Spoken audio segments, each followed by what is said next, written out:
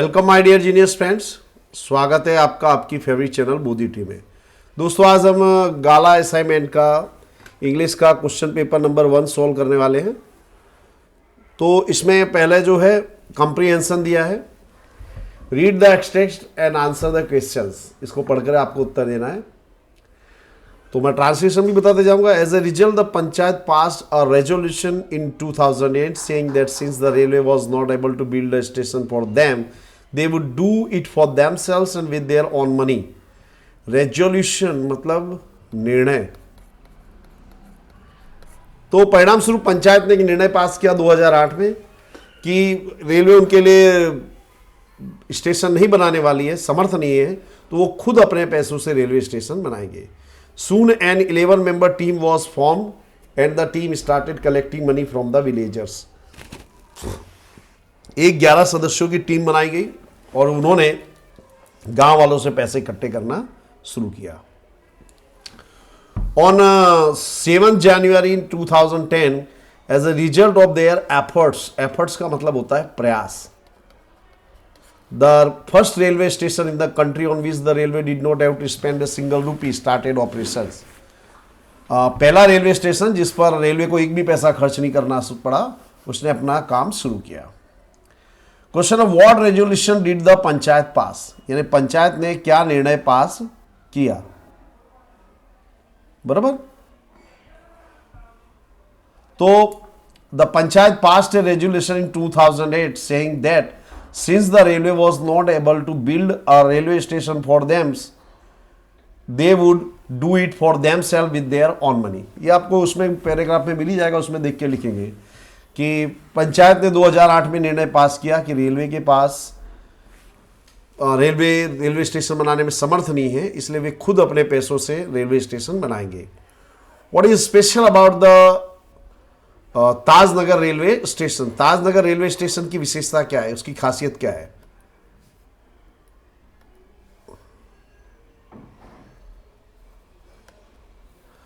तो it is special about the Tajnagar railway station that government did not spend single rupee on the railway station. ये government ने इस पर एक भी रुपए का खर्च नहीं किया है।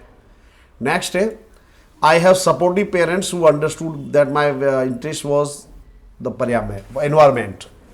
मेरे सपोर्टिव यानी मदद करने वाले मदद रूप माता पिता थे जो समझ गए कि मेरा इंटरेस्ट किस में है, एनवायरमेंट यानी पर्यावरण। They have never stopped me from doing what I want.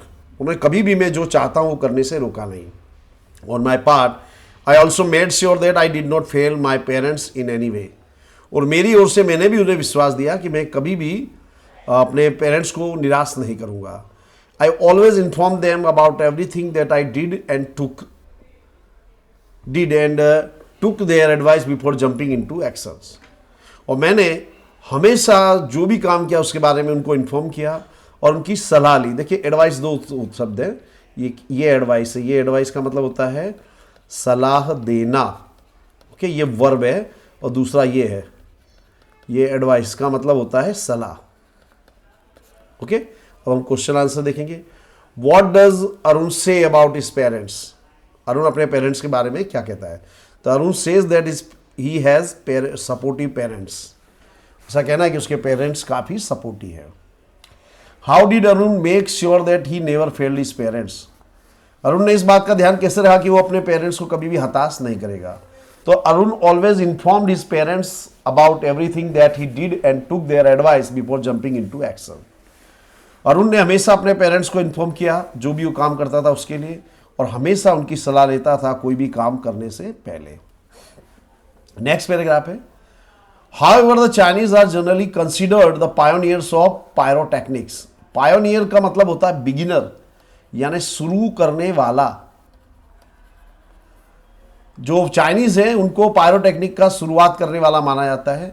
They are said to have developed black powder more than 1000 years ago. ऐसा कहा जाता है कि उन्होंने 1000 साल पहले इसकी ब्लैक पाउडर की खोज की थी।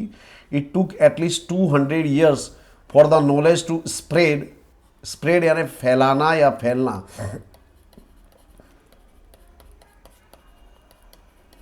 पहले spread to the west and it was only in 12 1242 that an English monk, monk का मतलब होता है साधु। रोजर बेकन रिवील का मतलब होता है उजागर करना,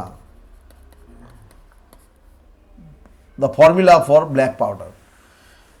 तो ये जो 1242 में इंग्लिश साधु जिनका नाम था रोजर बेकन, उन्होंने ये ब्लैक पाउडर का जो फॉर्मूला था उसको रिवील किया, यानी लोगों के सामने उजागर किया। He considered it such a dangerous substance, substance का मतलब होता है तत्व, that he wrote of it in code language, कि उन्होंने इसको कोड लैंग्वेज में लिखा था। क्वेश्चन है who are said to be the pioneers of pyrotechnics. So the Chinese are said to be the pioneers of pyrotechnic. Who की जगह खाली आपको द चाइनीज लिख देना, बाकी सब वैसे का वैसा उतार लो। Why did Roger Bacon write about black powder in code language.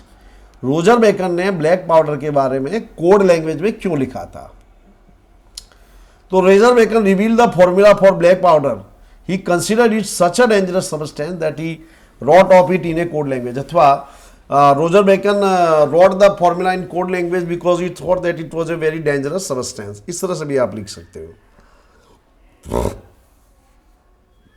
In their fight with the Devs, the Asurs had an advantage। advantage का मतलब होता है लाभ। देवताओं के साथ युद्ध में असुरों को एक लाभ था। They had to on their side a great saint and teacher, Shukracharya. उनके पक्ष में एक महान संत और शिक्षक थे जिनका नाम था Shukracharya. Who knew the mantra और magic formula for bringing dead people back to life. उनके पास मंत्र या मैजिक फॉर्मूला था मरे हुए लोगों को जिंदा करने का। He restored to life many asurs who were killed in the battles against the devs। उन्होंने बहुत से मरे हुए असुरों को रिस्टोर किया था, जिंदा किया था, जो देवताओं के खिलाफ युद्ध में मारे गए थे। What did Shukracharya know, Shukracharya क्या जानते थे? देखिए ये सिंपल पास्ट टेंस का सेंटेंस है, क्वेश्चन है, तो आंसर भी सिंपल पास्ट टेंस में आएगा। तो नो का सेकेंड फॉर्म हो जाएगा न्यू। तो शुक्राचार्य न्यू द मंत्र और मैजिक फॉर्मूला। शुक्राचार्य मंत्र अथवा मैजिक फॉर्मूला जानते थे। Shukracharya restore to life many asuras who were, पूरा वाक्य लिख देना, killed in the battles against the devs। Okay, ये आपको पूरा करना है।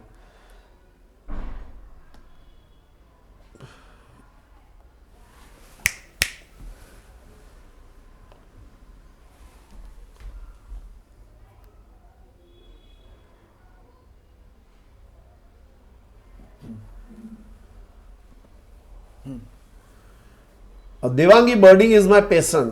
देवांगी कहती कि पक्षियों को, बर्डिंग का मतलब होता है जो पक्षियों को देखते हैं, इसे बर्ड वॉचिंग भी कहते हैं, मेरा पैशन है। Look Shubhangi, here is a picture of tailor birds nest. यहां देखिए टेलर बर्ड का एक घोंसला है। Shubhangi wow what school.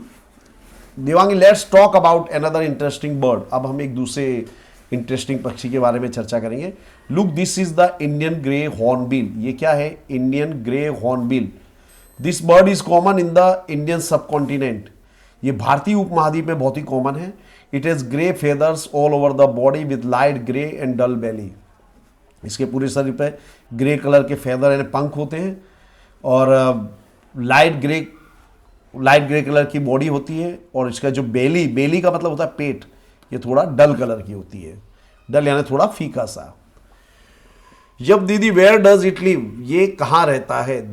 Devang it's habitat. Habitat मतलब रेसिडेंस, निवास स्थान, रहने की जगह, living place we can say. It's habitat is both in wild as well as urban areas. Urban का मतलब होता है शहरी, स्पेशली द लास्ट इज। इसका निवास स्थान जो है पूरा अर्बन एरिया है, खास करके बड़े बड़े पेड़। What is Devangi passionate about? तो Devangi is passionate about birding. Describe the Indian grey hornbill. Indian जो ग्रे हॉर्नबिल का वर्णन कीजिए। तो the Indian grey hornbill, this bird is common in the Indian subcontinent. It has grey feathers all over the body with light grey and dull belly. Its habitat is both in wild as well as urban areas, especially last year. ये पूरा इसका वर्णन कर दिया हमने।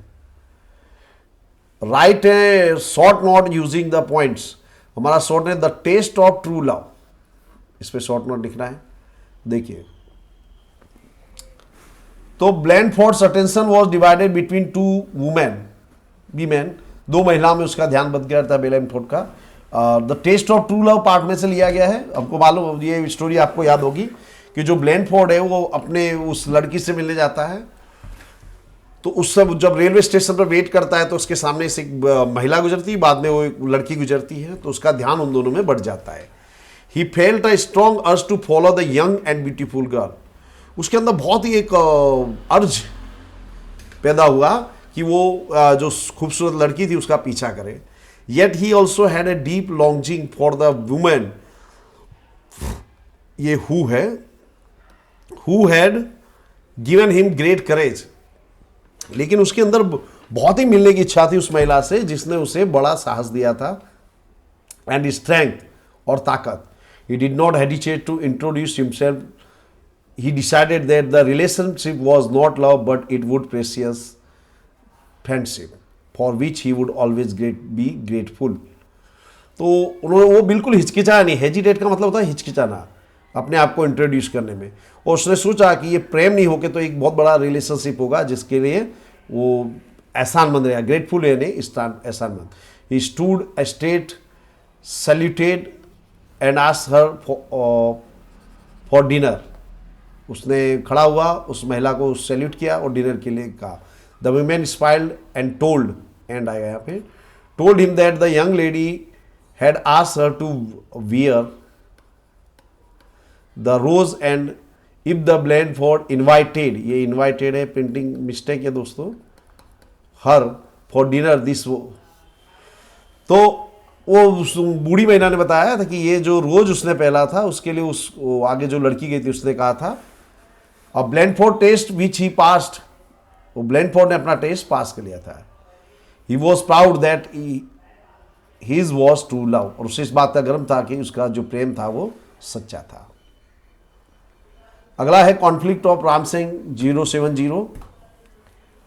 तो यहां पे देखिए, तो Ram Singh had an inbuilt system of 3 principles.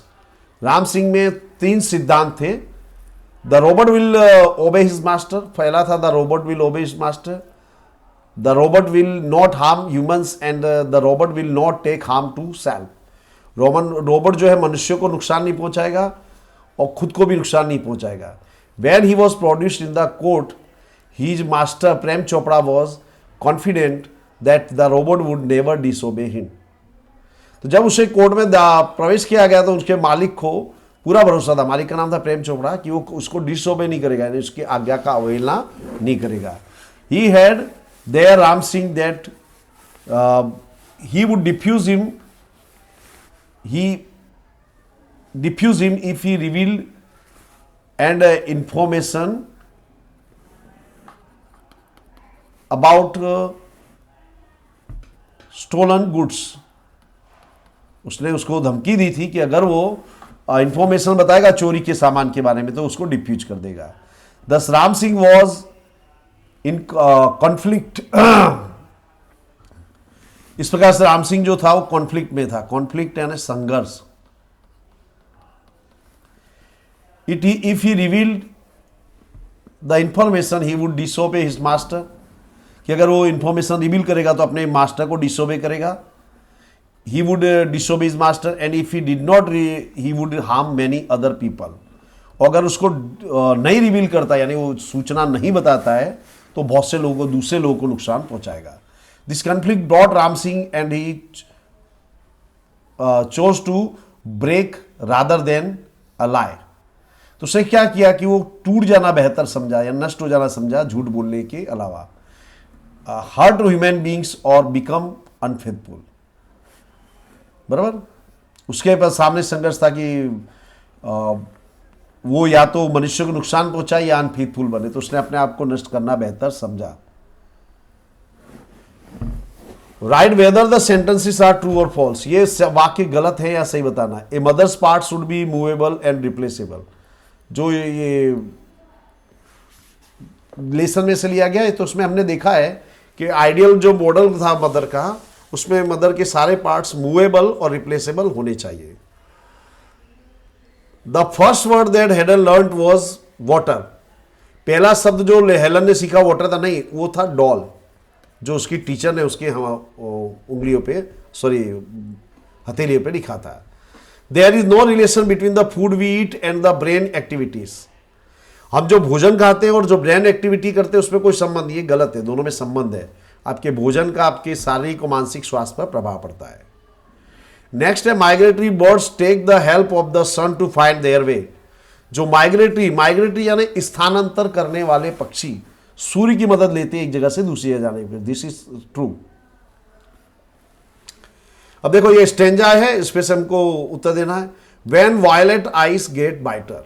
Violet यानी बैंगनी कह सकते हैं, बैंगनी होता है इसका मतलब रंग होता है एक प्रकार के। जब बैंगनी आंखें और चमकीली हो जाती हैं, हैवी विंग्स ग्रो राइटर। और जब भारी पंख लाइट हो जाते हैं, लाइट यानी हल्के। I will taste the sky and feel alive again. मैं आसमान को की परीक्षा लूंगा, फिर से जिंदा हो जाऊंगा। And I will forget the world that I knew. और जो दुनिया को मैं जानता उसे भूल जाऊंगा। बट आई स्वेयर, स्वेयर यानी कसम लेना, कसम खाना या शपथ लेना भी बोल सकते हैं। आई वॉन्ट फॉरगेट यू, लेकिन मैं कसम खाता कि मैं तुम्हें नहीं भूलूंगा। Oh if my voice could reach back through the past I will whisper in your ear. Whisper का मतलब होता है फुसफुसाना, कान में जो फुसफुसाते हैं, दैट इज विस्पर। और अगर मेरी वॉइस मेरी जो आवाज है भूतकाल में पीछे जा सके तो मैं तुम्हारे कान में कहूंगा, oh darling I wish you were here. और मैं कहूंगा कि काश प्रिय तुम यहां पर होती। Which line shows that the poet will always think of his beloved. Beloved यानी प्यारा, प्रेमी। कौन सी लाइन में ये बता दें कि कभी हमेशा उसके जो प्रेमिका उसके बारे में सोचेगा। The line is I swear I want forget you. ये लाइन है कि मैं कसम खाता हूं मैं तुम्हें भूलूंगा नहीं। Write the rhyming words. Rhyming words है writer, lighter, brighter, lighter, new, you, year, here. Rhyming words यानी जिनका उच्चारण एक जैसा हमको लगता हो। What is the antonym of the word remember. Antonym का मतलब होता है विरुद्धार्थी, विरोधी शब्द। रिमेंबर यानी याद करना, तो उसका अपोजिट होगा फॉरगेट। अब देखो, Phatik reached Kolkata with his uncle. Phatik अपने अंकल के साथ कलकत्ता पहुंचा। He met his aunt for the first time. वो पहली बार अपनी चाची से मिला था। She was not happy seeing Phatik. Phatik को देखकर उसकी जो चाची थी वो खुश नहीं हुई। Her own 3 boys were difficult to manage. उसके चाचा के 3 लड़के थे, उनको मैनेज करना उसके लिए कठिन था। Phatik soon realise that he was an unwelcome guest at his aunt's house. Phatik को रियलाइज हो गया, समझ गया कि वो एक अनवेलकम गेस्ट है अपनी चाची के घर में। His cousins mocked at him and his aunt always found fault with him. ये कजी या जो लेके गए हैं उसके अंकल, वो उसके मामा हैं। ये रविंद्रनाथ टैगोर की एक कहानी है, बहुत ही शानदार कहानी है। उसके जो कजिन्स थे उसका मॉक करते थे। मॉक यानी मजाक उड़ाना। और जो उसकी चाची थी हमेशा उसमें कोई ना कोई फॉल्ट, गलती ढूंढती रहती थी। Even in his new school fatigue was the most backward boy. अपनी नई स्कूल में भी फटीक सबसे पिछड़ा हुआ लड़का था। He stared and remained silent when the teacher asked him a question. Stare यानी घूरना। जब भी टीचर प्रश्न पूछते तो वो घूर के देखता रहता था। He was caned almost daily. Cane यानी एक प्रकार की लकड़ी होती है, इसका फर्नीचर होता है, बनाया जाता है। तो ही वॉज कैंड यानी उसे डंडों से मारा जाता था हमेशा, क्योंकि वो प्रश्नों का उत्तर नहीं देता था। While the other boys were playing in the evening, he would think of his village home. जब दूसरे बच्चे शाम को खेलते तो अपने गांव का जो घर था उसके बारे में सोचता। He would stand sadly by the window. वो खिड़की के पास sadly यानी उदास होकर के बैठ जाता था। And gaze at the roofs. Gaze यानी टकटकी बांधकर देखना, रूप यानी छप्पर, दूर के घरों के छप्पर को देखता रहता था। His heart asked to go back to the village. उसका दिल कहता था कि गांव वापस चले। अब क्वेश्चन आंसर देखिए। What did Phatik realise. फटीक को क्या समझ में आया। तो Phatik realise that he was an unwelcome guest at his aunt's house. उसको एहसास हो गया कि वो एक अनवेलकम गेस्ट है अपनी चाची के घर में। How did his aunt and cousins treat him? Treat यानी व्यवहार करना। उसकी चाची और उसके कजिन कैसा व्यवहार करते थे? His cousins mocked at him and his aunt always found है यहाँ पे फॉल्ट विथ हिम। और उसकी चाची हमेशा उसके अंदर कोई ना कोई फॉल्ट ढूंढ निकालती थी। Why was fatigue the most backward boy in the class school? Fatigue class में सबसे बैकवर्ड स्कूल विद्यार्थी क्यों था? Fatigue was the most backward boy at his school because he stayed and remained silent when the his teacher asked him. क्योंकि वो हमेशा घूरते देखता और बिल्कुल शांत रहता जब टीचर उससे कुछ पूछती। What would Phatik do when the boys were playing? जब दूसरे लड़के खेला करते थे फटीक क्या करता था? तो when the other boys were playing in the evening, he would think of his village home. वो अपने गांव के घर के बारे में याद करता है।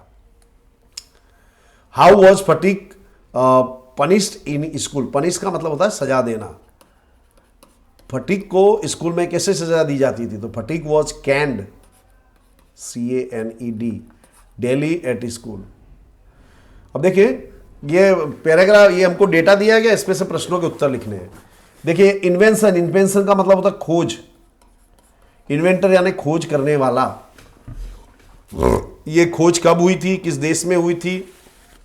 एरोप्लेन, इसकी खोज की थी ऑरविल और विल्बर राइट ने 1903 यूएसए अमेरिका में। साइकिल की खोज की थी मैकमिलन ने 1839 यूके में। मोटरसाइकिल की खोज की थी जी डेमलर ने 1885 जर्मनी में। सोइंग मशीन, सिलने वाली, इसकी खोज की थी थीमिनियर ने फ्रांस में। टेलीफोन की अलेक्जेंडर ग्राहम बेल ने 1876 यूके में। ओके, तो व्हेन वाज टेलीफोन इन्वेंटेड? तो देखिए टेलीफोन कब इन्वेंट किया गया था? इन 1876। तो the telephone was invented in 1876। Okay, next question है हु इन्वेंटेड द एरोप्लेन? तो एरोप्लेन की खोज किसने की थी? Orville and Wilbur right. तो खाली हु की जगह पे तुमको क्या लिख देना? Orville and Wilbur Wright invented the aeroplane. बराबर। तीसरा है in which country was the sewing machine invented? Sewing machine की खोज कहां हुई थी? फ्रांस में। तो लिखेंगे sewing machine was invented in France. इस तरह से लिखेंगे sewing machine was invented in France. Sewing machine की खोज फ्रांस में हुई थी। What was invented in the UK? UK में किसकी खोज की गई थी? तो बाइसिकल एंड वॉट की जगह लिख दो बाइसिकल एंड टेलीफोन। ये वाक्य रचना गलत है। Where invented in UK. Next है read the interview and answer the questions. Interviewer, so you have applied for the position of a shop assistant, right? तो आपने शॉप असिस्टेंट की पोजीशन के लिए अप्लाई किया है। राजेश से यस आई हैव, हाँ मैंने किया है। Can you tell me what made you reply to our advertisement? क्या आप बता सकते हैं कि कौन सी चीज थी जिसके कारण आपने हमारे एडवर्टाइजमेंट का प्रत्युत्तर दिया? Rajesh, well I was looking for a part time job to help me pay my college fees. मैं पार्ट टाइम जॉब ढूंढ रहा था कॉलेज फीस भरने के लिए। Interview, do you know exactly what you would be doing as a shop assistant? Interview ने पूछा क्या आप जानते कि आप शॉप असिस्टेंट के रूप में आपको क्या करना होगा? Rajesh, well I think I would be helping customers and billing. मुझे लगता है कि मुझे कस्टमर की मदद करनी होगी और बिल बनाने होंगे। Interviewer says you would also be responsible for keeping the front of the store tidy. Tidy यानी स्वच्छ, क्लीन। और आपको जिम्मेदारी होगी कि जो स्टोर का फ्रंट है उसको टाइडी यानी क्लीन, साफ सुथरा रखें। Rajesh says okay sir. Interviewer, have you any previous work experience? क्या आपके पास प्रीवियस यानी पुराना, पिछला कोई वर्क एक्सपीरियंस है? Rajesh says yes, I work part time at a mall last summer.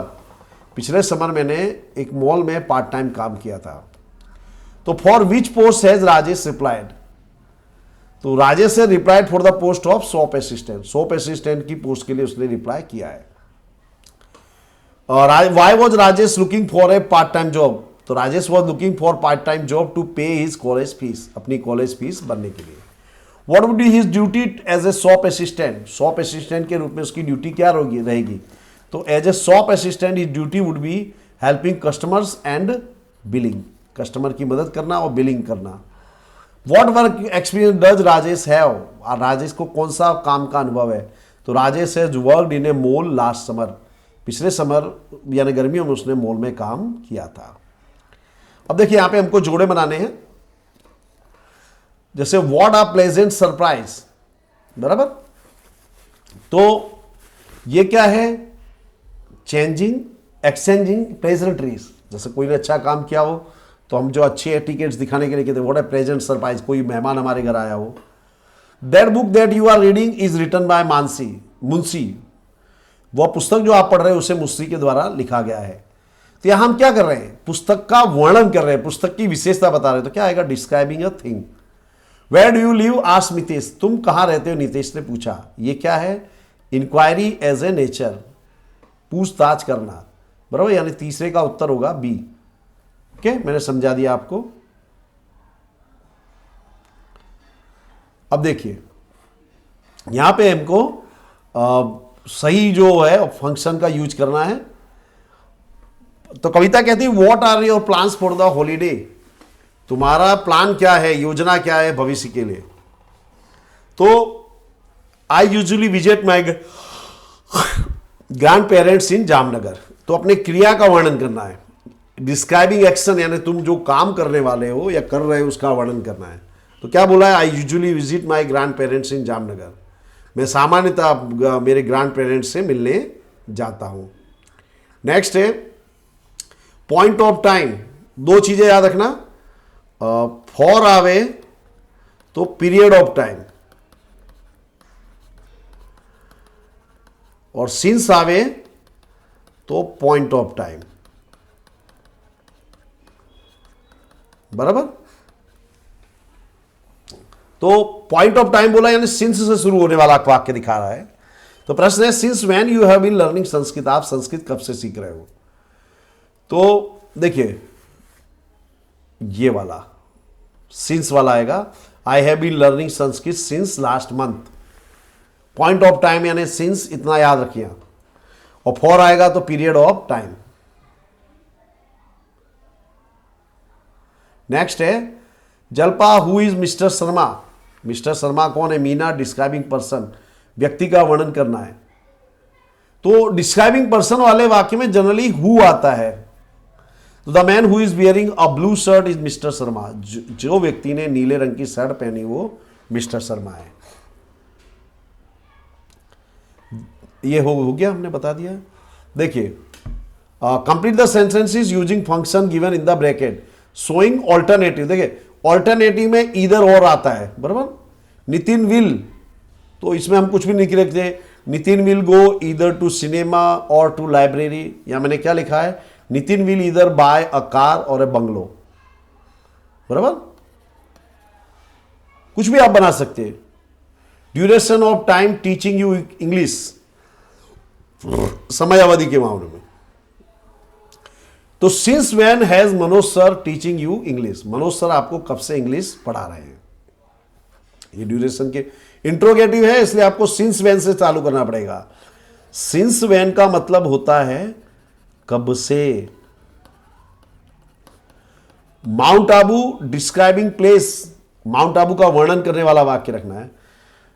तो Mount Abu is the place where there is Nakki Lake, Mount Abu वो स्थान है जहां पर नखी लेक है। तो यहां पे हमने जो माउंट आबू स्थान है उसका वर्णन कर दिया इस तरह से। देखिए अब इसमें आपको खाली जगह भरनी, तो इनका मतलब आपको मालूम होना चाहिए। डिसअपियर का मतलब होता है गायब होना, अदृश्य हो जाना, बराबर। और पजल यानी confused.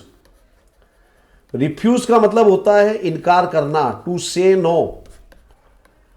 The magician made the ball disappear, magician ने, जादूगर ने गेंद को गायब कर दिया। सम चिल्ड्रन वेयर पजल्ड, कुछ बच्चे जो थे एकदम पजल हो गए। Some were curious to know the trick, और कुछ लोग जिज्ञासु हो गए उस ट्रिक को जानने के लिए। बट द मैजिशियन रिफ्यूज्ड, लेकिन मैजिशियन ने क्या किया, रिफ्यूज किया, मतलब इनकार कर दिया उसको सीक्रेट यानी रहस्य बताने के लिए। एक एक शब्द का मैं अर्थ बता रहा हूं दोस्तों, आप वीडियो पूरा देखोगे आपको इंग्लिश में कभी तकलीफ नहीं होगी, लेकिन वीडियो पूरा देखना होगा। Right the word having the nearest meaning, clue, clue का होगा हिंट, ये तो अब कॉमन भाषा में उपयोग करते हैं। टेल का मतलब होता है कहानी, तो होगा स्टोरी। फैमिलियर यानी परिचित, तो नॉन, बराबर, ये मैंने अर्थ बता दिए, लिख देना आप लोग। फैमिलियर का होता है नॉन, परिचित।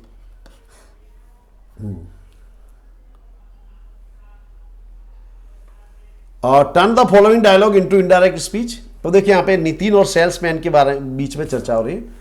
नितिन पूछा what is the price of this shirt, इस शर्ट की कीमत क्या है। तो नितिन आज the salesman what the price of that shirt was. देखिए इसको समझिए, यहां पे इज आ गया है क्योंकि ये इंट्रोगेटिव है। जब हम इसको असर्टिव बनाएंगे, स्टेटमेंट बताएंगे, तो इज का हो जाएगा वॉज और ये आ जाएगा पीछे। सेल्समैन कहता है इट विल कॉस्ट यू ₹750, इसकी कीमत 750 रुपया होगी। तो salesman replied that Nitin that it would cost you का हो जाएगा हिम ₹750। नितिन कहता है इट इज वेरी कॉस्टली, तो नितिन रिप्लाइड लिख सकते हैं, नितिन टोल्ड लिख सकते हैं that it was very costly. बहुत ही आसान है, समझिए, इसको करिए। इसके ऊपर हमने पूरा टॉपिक बनाया है, वीडियो बनाया, 2-3 वीडियो, लगभग 5 वीडियो शेयर की, यू मस्ट वॉच देम। इसमें कंजक्शन का उपयोग करना है। तो देखिए संकेत वॉज बिजी, संकेत व्यस्त था, ही could not come for the picnic, वह पिकनिक के लिए आ नहीं सका। तो क्या आ जाएगा यहां पे, so. Sanket was busy so he could not come to school. So का मतलब होता है इसलिए, यानी संकेत व्यस्त था इसलिए पिकनिक में नहीं आ सका। Sameer was ill, he appear for the exam. Sameer बीमार था फिर भी वो एग्जाम उसने दी। अपियर होना यानी एग्जाम में देना, तो यहां आ जाएगा येट। येट यानी होता है फिर भी। Amit will not see a movie, Amit will not read a book. तो देखिए नॉट वाले दोनों वाक्य हैं, तो इसमें नीदर नॉर का उपयोग होगा। तो इसका अर्थ मैं देखिए बता देता हूं। Amit will neither see a movie nor read a book, इस तरह से इसको हो जाएगा। ओके, अब आगे चलते हैं हम।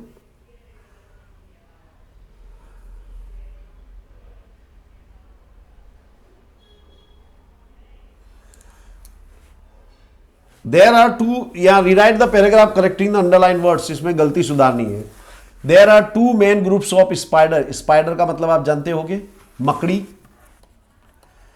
तो मकड़ी के 2 ग्रुप हैं, the weaving spider and the hunting spider. बुनने वाला स्पाइडर, हंटिंग यानी शिकार करने वाला इसका।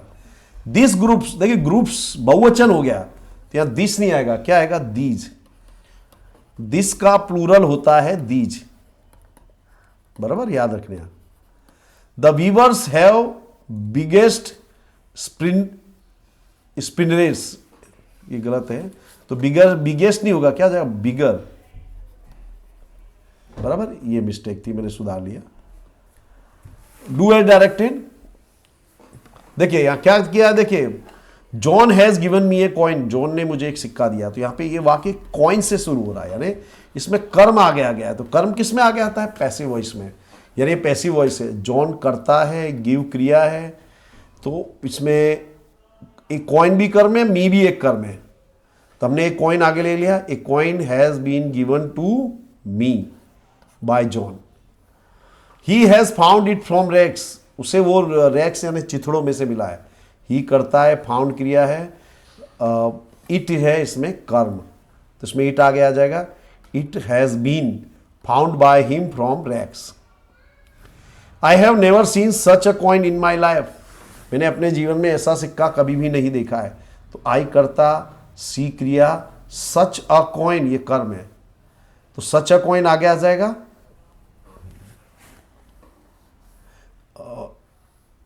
ये देखो लिख देता हूँ मैं दोस्तों, इसमें ये डायरेक्ट लिख दिया है, such a coin has never been seen by me in my life. Okay, फिर अगला है even I haven't thought about it. तो इवन इट हैजन बीन, तो इसमें देखिए आई करता है, थॉट सोचना क्रिया, इट कर्म है। Even it hasn't been thought about by me, इस तरह से। ओके, ये दोबारा करोगे तब आपको कंसेप्ट क्लियर होगा। देखिए क्या लिखा है, Manish goes to school, Manish school जाता है, तो उसके बदले क्या लिखा है, वी गो। तो ये सिंपल प्रेजेंट टेंस में बदला है, मनीष की जगह पे वी का उपयोग करना है, तो क्या हो जाएगा, we go to school. He enjoys, तो ही की जगह क्या जाएगा, वी, और एंजॉयज के बदले हो जाएगा एंजॉय। देखिए सिंपल प्रेजेंट टेंस में कर्ता एक वचन हो तो क्रिया के पीछे एस अथवा ईएस लगता है, वी बहुवचन है तो एस अथवा ईएस नहीं लगेगा। तो we enjoy studying, but today he की जगह हो जाएगा वी, हैज की जगह have, to go to, his के बदले आवर विलेज, बराबर। फिर ही विल वर्क, ही के बदले क्या है, we will work on, his के बदले आवर फार्म, हम हमारे खेतों में काम करेंगे, इस तरह से। Select the question to get the underline words as answer. यहां पे प्रश्न दिया, सेंटेंस दिया है, उस पे से हमको प्रश्न बनाना है। वो प्रश्न ऐसा होना चाहिए कि उसका जो आंसर है ये अंडरलाइन शब्द होना चाहिए। देखो, Nisha plays the guitar for an hour every day, पहले इसका हिंदी समझिए। निशा हर रोज 1 घंटे गिटार बजाती है, बराबर। तो अपने प्रश्न पूछेंगे, निशा हर रोज कितने समय गिटार बजाती है, तो कितने समय के लिए, उसके लिए how long does Nisha play the guitar, ये हमारा आंसर। हाउ लॉन्ग यानी कितने लंबे समय तक। नेक्स्ट है the children play in the garden in the evening, बच्चे शाम को बगीचे में खेलते हैं। तो देखिए इन द इवनिंग ये क्या दिखा रहा है, समय। तो जब हमको समय के बारे में पूछना हो तो वैन से शुरू होता है। तो वैन वाला वाक्य कौन सा है दोस्तों, ये रहा। आपको ज़्यादा कसरत करने की जरूरत ही नहीं है। प्रश्न का और ये जो वाक्य दिया इसका मतलब समझिए किस बारे में पूछा जा रहा है, उसके हिसाब से आप लगा सकते हैं। Yes is a seller, yes एक सेलर है, नाविक है। तो क्या हम किसी के बारे में, प्रोफेशन के बारे में पूछे तो हम पूछेंगे यस क्या है, व्हाट इज यस, ये वाला हमारा आंसर। ओके, अब है ग्रामर है, ये निबंध है। Write a paragraph in about 125 words. Pollution, प्रदूषण। तो in this modern age man's greatest enemy is pollution. मनुष्य का सबसे बड़ा शत्रु क्या है, pollution. After the first explosion of atom bomb human kind experience the horror of pollution. Explosion का मतलब होता है विस्फोट। तो पहले परमाणु विस्फोट के बाद मनुष्य ने जो प्रदूषण का जो भय था, खतरा, उसको अनुभव किया। Even today the effects of that explosion is in the atmosphere. आज भी उसका जो प्रभाव है एक्सप्लोजन का एटमोस्फियर में है। Nagasaki and Hiroshima. नागासाकी और हिरोशिमा जापान के 2 शहर हैं जहां बॉम्ब डाला गया था, आपको याद होगा। The man has reach the peak of the achievement with the help of scientific invention. Peak यानी शिखर। मनुष्य जो साइंटिफिक इन्वेंशन के चलते शिखर पे पहुंच गया है। But these inventions have left the man lonely amidst the pollution today. लेकिन इन इन्वेंशन ने मनुष्य को अकेला छोड़ दिया प्रदूषण के बीच में। We do not get pure air, water and food. हमें शुद्ध हवा, पानी और भोजन नहीं मिलता। Air is polluted by the smoke and gas produced by vehicles and factories. हवा प्रदूषित हो गई किससे, धुएं और गैस से, जो व्हीकल यानी वाहन और फैक्ट्री में से निकलता है। Water is polluted by the release of chemicals, dirty water and garbage in the reverse. पानी प्रदूषित हो गया किसके कारण, केमिकल से कारण, गंदे पानी के कारण, गार्बेज यानी गंदगी के कारण जो अपने नदियों में छोड़ा जा सकता है।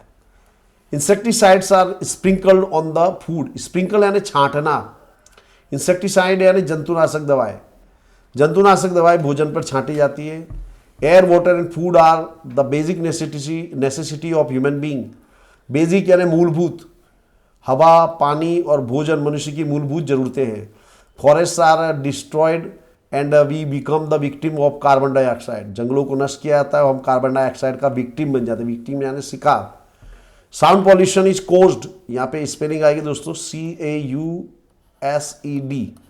Bye the noise of moving vehicles, flying aeroplanes, whistles of mills, factories etcetera. ध्वनि प्रदूषण है किससे होता है? व्हीकल के कारण होता है, बराबर, एरोप्लेन के कारण होता है, मिल फैक्ट्री की जो विशल्स उनके कारण होता है। Who is responsible for this? इसके लिए कौन जिम्मेदार है? The man is responsible, only the man can find out it's solution. सिर्फ मनुष्य जिम्मेदार है, मनुष्य इसका सॉल्यूशन ढूंढ सकता है। तो ऐसा नहीं, मैंने आपको आइडिया बताया है, आप अपने ढंग से जैसा चाहे उसको वैसा लिख सकते हैं। तो देखिए फेस्टिवल के बारे में लिखता है, तो देखिए फेस्टिवल के बारे में लिखना तो अमुक चीज़ें हमेशा याद रखिए, जैसे we Indians are fond of festivals, हम भारतीय त्योहारों के शौकीन होते हैं। We celebrate many festivals,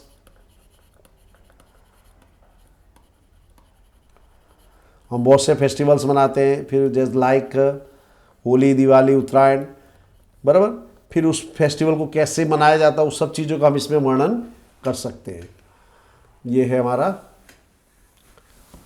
India is a land of festival and fairs. Bharat त्योहार और मेलों का देश है। Many religious, social and national festivals are celebrated here. यहाँ पे बहुत से धार्मिक, सामाजिक और राष्ट्रीय पर्व मनाए जाते हैं। However my favourite festival is Diwali, लेकिन मेरा फेवरेट कौन है? Diwali. One of the most important festival of the Hindus, ये हिंदुओं का सबसे मुख्य त्यौहार है। It is celebrated in the month of Kartik, ये कार्तिक के महीने में मनाया जाता है, अक्टूबर और नवंबर में। It marks the beginning of the winter season. इससे क्या होता है? विंटर सीजन की शुरुआत होती है। Diwali means the row of lamps, Diwali का मतलब होता है दीपों की कतार। It is a festival of sweets, lights and crackers, ये मिठाई, प्रकाश और पटाखों का त्यौहार है। It reminds us of lord Ram's victory over the evil, ये हमें भगवान राम की विजय का याद दिलाता है। People white wash their houses, there is industry, cleaning and wishing in every home, there is dusting, sorry there is dusting, dusting यानी धूल वगैरह साफ करना, cleaning and washing in every home. Sweet seller decorate their shop, मिठाई की जो विक्रेता अपनी दुकानों को सजा देते हैं। The house holders decorate their houses with beautiful pictures, जो घर के लोग हैं सुंदर चित्रों से घरों को सजाते हैं। Young and old looks happy, सभी बूढ़े वृद्ध सभी खुश दिखाई देते हैं। It night fall lamp are lighted and the whole town presents a beautiful sight, जब रात में लैंप जलाए जाते तो पूरा शहर है जो खूबसूरत दिखाई देता है। Draft an email on behalf of Deepak Dave to his friend Manish on manish879@gmail.com congratulating him on winning an award in archery। Archery का मतलब होता है धनुर्विद्या, धनुर्विद्या हम कह सकते हैं। धनुष बाण की जो स्पर्धा होती है उसमें जो निम्न अवार्ड उसको मिला है उसके लिए आपको निम्न लिखना है, उसको कॉन्ग्रेचुलेट करते हुए। ये हमारा एड्रेस है जिसने लिखा। देखिए ईमेल एड्रेस जब लिखोगे आप तो यहाँ पे जो नाम है जिस व्यक्ति का उसके नाम से यहाँ पे कोई अंक आते हैं, फिर @gmail.com, ये पूरे सभी जो है ये स्मॉल लेटर्स में लेगा और जिसको भेजना है वो ये होगा। सब्जेक्ट क्या है? टू कॉन्ग्रेचुलेट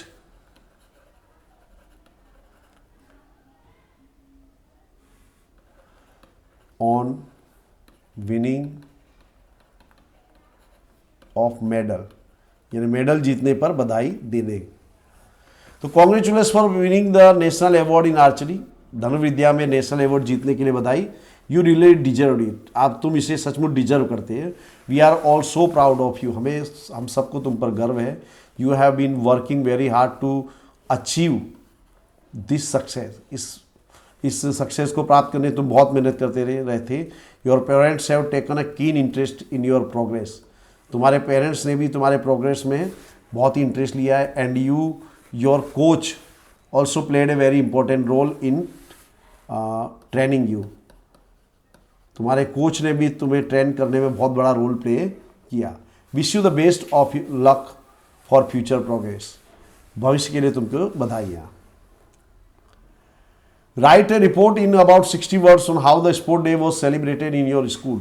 स्पोर्ट डे किस प्रकार मनाया गया उसके बारे में लिखना है।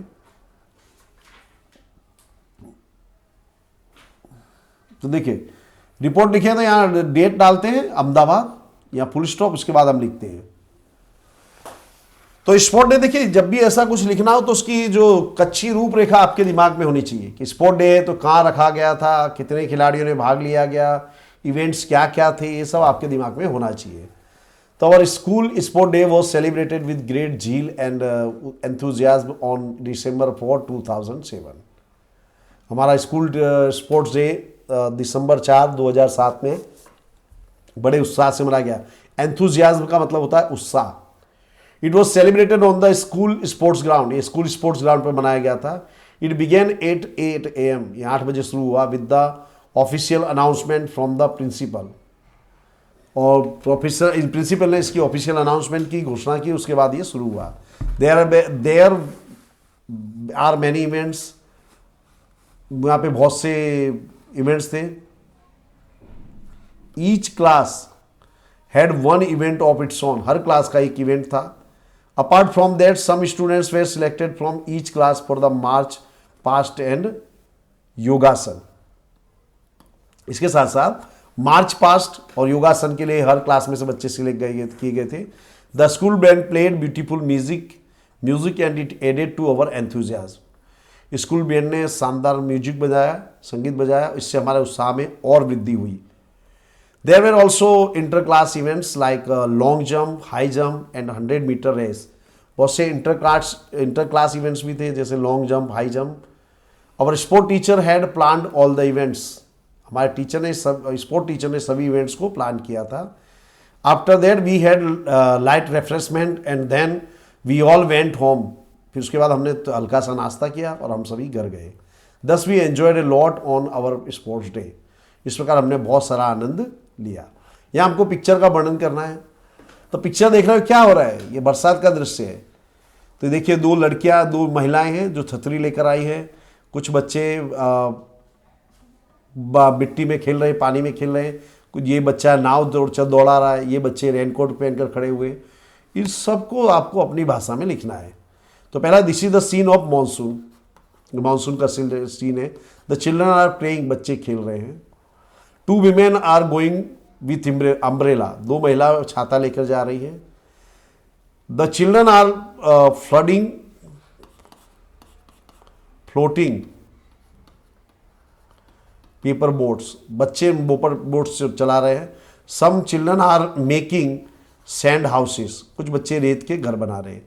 अ person is waiting for the bus, एक व्यक्ति बस का इंतजार कर रहा है। आपने देखा होगा ये व्यक्ति जो खड़ा है, ये बस स्टॉप पर बस का इंतजार कर रहा है। 2 women near are 2 small plants, ये मिस्टेक है, इसको सुधार लेना, बराबर। तो दोस्तों यहाँ लेसन हमारा पूरा हो गया। आई एम श्योर आपको काफ़ी मजा आया होगा। तो ऐसे मज़ेदार वीडियो के लिए बने रहिए हमारे साथ। चैनल को लाइक, शेयर और सब्सक्राइब अवश्य कीजिएगा। Thank you very much friends, have a very nice day.